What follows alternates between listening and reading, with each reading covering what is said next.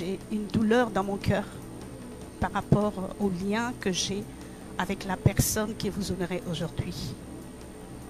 Je suis le pasteur Dorcas, Josepha Daniels.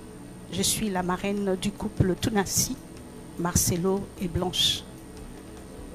Je pourrais dire que je les ai conçus leur mariage. Donc, je les ai rencontrés, ça fait plus de 20 ans. Et c'est comme si c'était hier. Et j'ai l'impression qu'il y a quelque chose qui m'a été arraché parce que notre regrettée Maman Blanche, j'ai parlé avec elle avant de prendre son avion pour la Turquie. Et c'est ma filleule, mais c'était une amie, c'était comme ma fille, et c'était la grande sœur de mes enfants. Et j'étais la grand-mère de ses enfants. Je les ai portés un à un, je les ai portés à la maternité, je les ai amenés à l'école. Blanche, excusez-moi de l'appeler comme ça, parce que c'est cette façon que je suis proche d'elle. Je sais que c'est votre grand-mère spirituelle, mais c'est ma fille. Je l'ai rencontrée il y a, je peux dire, plus de 20 ans.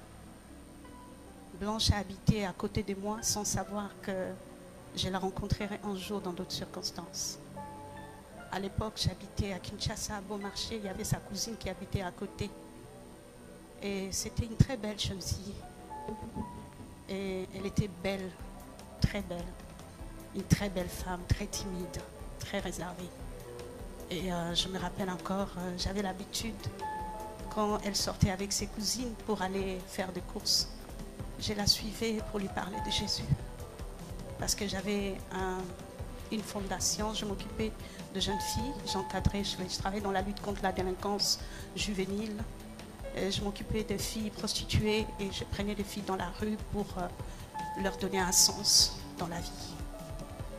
Donc, toute jeune fille que je voyais, pour moi, j'ai projeté cette fille dans le futur. Parce qu'il y a deux filles qui sont devenues ce qu'elles sont, parce qu'il n'y a pas eu de gens qui ont eu du cœur, qui ont exprimé de l'amour pour eux, pour elles. Et aujourd'hui, mon témoignage tourne autour de l'amour. Et vous comprendrez pourquoi je veux vous dire ça. En 2005, j'étais dans mon bureau, je travaillais dans une banque, j'étais directrice. Et il y a eu un homme de Dieu qui m'a appelé, qui m'a dit « Je vais te présenter quelqu'un ». Et cette personne a eu la révélation sur toi de la part du Seigneur. Et je me rappelle, quand j'ai quitté mon bureau, je suis descendue, j'ai vu le pasteur Marcelo. Il était aussi timide, il ne parlait pas beaucoup. Je me souviens comment il était habillé jusqu'à aujourd'hui. Il m'a dit « Maman Dorcas, le Seigneur m'a parlé pour que tu puisses parrainer notre mariage. » Moi, je n'étais pas pasteur, mais lui, il était pasteur. J'ai dit « Mais comment vous avez laissé beaucoup de pasteurs et c'est moi que vous êtes venu choisir ?» Elle a dit « Non, le Seigneur m'a parlé. » Alors je lui ai dit « Laissez-moi le temps, je vais prier et demander la volonté de Dieu. » Je servais le Seigneur, mais je n'étais pas pasteur à cette époque-là. Je n'étais qu'une chrétienne engagée au service de Dieu. Et quand je suis allée prier, le Saint-Esprit m'a convaincue d'accepter. Et je les ai invités à la maison et je lui ai dit, j'étais d'accord.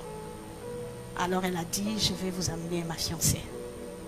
Et le jour où j'ai vu Blanche, je ne l'ai plus reconnue. Je ne savais même pas que c'était la voisine. J'ai vu une femme habillée en sari, elle était habillée comme les Indiennes.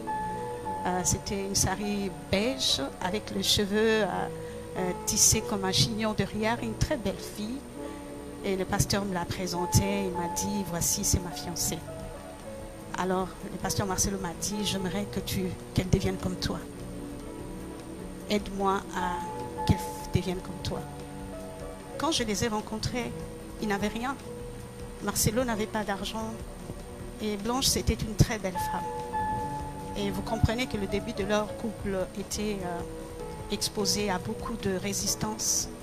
Parce que vous savez, les parents, quand ils ont une jeune fille belle, ils veulent absolument qu'elle épouse quelqu'un qui a de l'argent, qui a, à l'époque, un pasteur sans argent. Donc il y a eu une très forte opposition à leur mariage. Que ce soit dans la famille de la femme, que ce soit dans la famille de l'homme. et même à l'église, parce que les gens s'attendaient à ce que le pasteur épouse une femme qui était pasteur, qui prophétisait et tout. Elle n'était qu'à ses débits parce que c'est lui qui l'a baptisée et c'est lui qui a fait d'elle disciple de Jésus-Christ. Donc je me rappelle le jour du mariage, c'était le 28 janvier 2006. Ces jours-là, j'ai été invitée à une activité, c'était une conférence, on m'avait invitée pour faire l'appel de fonds. Je n'ai jamais oublié ce jour parce que lorsque nous sommes arrivés, c'était à l'hôtel Continental, actuellement Pullman Hotel. Et lorsqu'on m'a donné le micro, je devais aller 1 heure après à leur mariage civil. C'était à l'hôtel de ville. Ces jours-là, il y a eu une très forte onction qui est descendue. Quand j'entrais dans la salle, je me suis sentie revêtue. Et j'ai compris ça plus tard. J'ai été revêtue par la puissance de Dieu. Et quand je suis entrée dans la salle, j'ai pris le micro. Il y a eu juste un appel de fonds, une manifestation du Saint-Esprit telle que les gens ont commencé à donner plein d'argent. Et 20 minutes après, je devais courir pour aller à leur mariage. Et quand je suis arrivée à leur mariage, il y avait une gloire de Dieu. Et ils se sont mariés, ils ont été bénis le soir. Et voilà, ils se sont mis ensemble. Qu'est-ce que je peux dire sur Blanche? Elle était à la fois forte et fragile. C'est quelqu'un qui ne savait pas se disputer. Elle ne pouvait pas, comment je peux dire, entrer dans un débat avec une personne, chercher à trop argumenter. Non. C'était une personne très pacifique. Et depuis que je l'ai connue jusqu'à leur gloire, elle n'a jamais changé d'attitude vis-à-vis de moi. Elle s'est toujours comportée comme un enfant. Quand elle m'appelle, c'est toujours « Mamie, mamie », parce qu'elle parle un peu vite comme ça. « Mamie, mamie, mamie, regarde, j'ai tel problème, qu'est-ce que je dois faire ?» C'était une femme vertueuse. Je ne le dis pas parce qu'elle n'est plus parmi nous, mais je le dis parce qu'elle était comme ça, une femme très intelligente. Elle n'a pas fait de très grandes études universitaires, mais c'est une femme entrepreneur. Elle avait la capacité de gérer plusieurs projets en même temps. Et elle avait cette humilité de chercher à apprendre. Elle cherchait toujours à apprendre. Et ça, c'est quelque chose que j'ai gardé d'elle. Même si, avec le temps, il y a eu beaucoup de...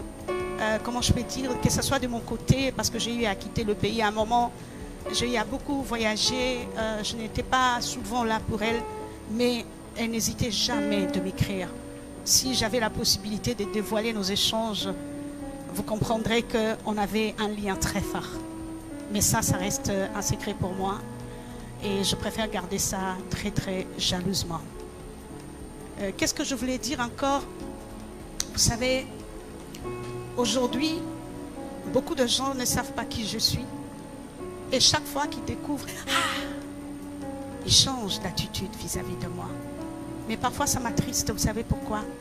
Parce qu'on ne doit pas aimer les gens quand ils sont au top, au sommet. Lorsque j'ai accepté d'être là pour eux, ils n'étaient rien. Je les ai aimés parce que Dieu les a aimés.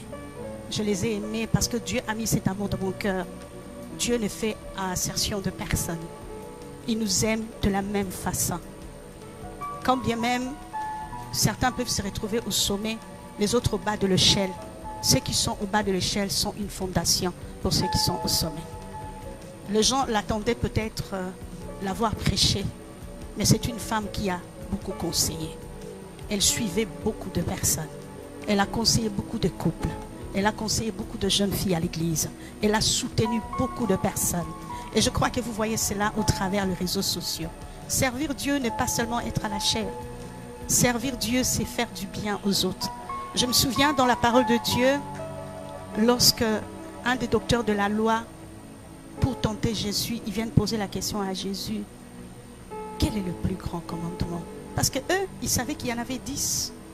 Mais Jésus va prendre le chiffre 10, il va enlever les zéros pour dire, le reste des commandements, c'est nul sans que l'amour, si l'amour n'est pas au centre. C'est-à-dire, on enlève le 0 sur le 10 et on laisse un seul et unique commandement. Tu aimeras Dieu de tout ton cœur et tu aimeras le prochain comme tu t'aimes toi-même. Aimer les prochains, c'est donner. Vous avez toujours entendu parler, le pasteur Marcelo, il part toujours d'une femme Il dit, cette femme-là m'a offert un véhicule. Je suis cette femme-là. J'étais là. En ces moments-là, il y a beaucoup de serviteurs de Dieu qui se sont ligués. Ils se sont dit, comment pouvez-vous faire ça? Je le fais parce que Dieu me l'a demandé de faire. Et je continue à le faire jusqu'aujourd'hui. Je continue à le faire. Ne faites toujours pas des choses quand les gens sont au sommet. Mais vous ne savez pas quel est leur avenir. Parlons de sa mort. Elle savait qu'elle allait mourir. Elle savait. Mais sauf qu'elle ne connaissait pas les jours. Le Seigneur lui avait révélé ça en 2009. En 2009, nous étions en prière à la compassion avant que la compassion n'ait l'explosion qu'il y a aujourd'hui. On était en prière parce que quand ils ont déménagé vers Limité, le pasteur m'avait demandé si je peux venir aider Blanche parce qu'il fallait monter le département de femmes. Je suis venue, je travaillais avec elle. Qu'est-ce qui s'est passé un jour pendant la prière? Elle a vu une vision. Elle dormait la nuit, elle a fait un rêve. Et ce même jour, moi j'ai vu une vision. Je suis venue partager la vision avec elle. La vision était comment? C'est qu'elle s'est vue plus tard. Ils étaient en train de monter la montagne avec le pasteur Marcelo. Et quand la main de pasteur Marcelo a touché le sommet, elle était fatiguée. Elle tenait par la main et sa main gauche a glissé. Elle est restée une main attachée à Marcelo. Et Marcelo lui disait, Blanche, s'il te plaît, tiens bon, tiens bon. Elle a regardé son mari dans la vision. Elle lui a dit, non Marcelo, je dois partir, je ne peux plus continuer. Et quand il a lâché la main, Marcelo a crié. Et c'est ce qui s'est passé. C'est vrai que si nous regardons tout ce qu'elle a fait, on peut faire comme dans Actes des Apôtres chapitre 9, demander sa résurrection. Oui, Dieu peut la ressusciter. Oui, Dieu peut la ressusciter dans sa souveraineté. Si elle a encore la provision ici sur la terre, Dieu va la ressusciter. Mais si elle a épuisé sa provision, Dieu va la recueillir. Pour preuve, lorsque j'ai appris la nouvelle, j'ai pleuré comme un enfant. J'étais devenue folle dans ma chambre d'hôtel. J'étais en mission à Québec. Et le lendemain, le jour où je devais aller assister à la conférence, on m'appelle pour me dire qu'elle est décédée. Je pleurais comme un enfant. J'ai dit, Seigneur, c'est pas possible. J'ai parlé avec elle. Elle m'a envoyé les vidéos d'oracle. Elle m'a dit, mamie, ton coco a réussi. Elle vient au Canada. Réserve-nous une chambre. On arrive. Comment ça? De samedi à aujourd'hui, qu'est-ce qui s'est passé? Seigneur, tu n'as rien montré. Qu'est-ce qui s'est passé? J'ai pleuré. La nuit, je pleurais. J'ai dit, Seigneur, fais quelque chose. Et le matin, quand je me suis réveillée, ma nièce qui dormait avec moi, elle me dit, mamie, j'ai vu une vision. J'ai vu Maman Blanche. Je l'ai vue la nuit, elle est apparue quelques secondes. Elle était toute heureuse. Et quand j'ai vu ça, puis elle a disparu. Et quand je me réveille, je te vois en train de prier. Il était 1h, 2h du matin. Alors quand elle m'a dit ça, j'ai dit merci Seigneur. Mon cœur était dans la paix. Blanche est partie. Mais toi aussi, un jour, tu ne sais pas. Est-ce que tu es prêt? Elle au moins, aujourd'hui, on témoigne. Je sais que les réseaux sociaux racontent des choses. Mais nous, on s'en fout de ça. Parce que Jésus était le Fils de Dieu. Mais la Bible dit, on l'a traité de Belzéboul. Tout ce que je peux vous donner comme conseil, gardez, soyez sereins. Ne discutez pas dans les réseaux sociaux. N'échangez pas avec toutes ces personnes. Rendez grâce à Dieu. Ne tombez pas dans le piège de l'ennemi. Elle est allée dans le repos du Seigneur. Elle a combattu le bon combat. Et elle attend son couronnement. Et toi aussi, comme tu es là, sois prêt. Jésus revient bientôt. Il y a quelque temps, pour terminer, c'était en 2014. Je dormais. J'étais en 30 jours de jeûne et prière. Le 27e jour de mon jeûne, l'ange de Dieu vient me prendre. Et il me dit, viens, je vais te montrer quelque chose. J'arrive, je trouve 3 églises. La première église, il y avait 3000 personnes. La deuxième, il y avait 2000. Et la dernière, il y avait 1000 personnes. Je peux vous assurer, l'adoration était comme tout à l'heure. Les gens adoraient. C'était merveilleux. Une très forte adoration de chants, de cantiques qui montaient vers Dieu. Et à un moment, on annonce l'enlèvement. Dans la première église, sur 3000 personnes, une seule, 3 personnes ont été enlevées. Dans la deuxième, 2. Dans la troisième, 1 personne. J'étais choquée.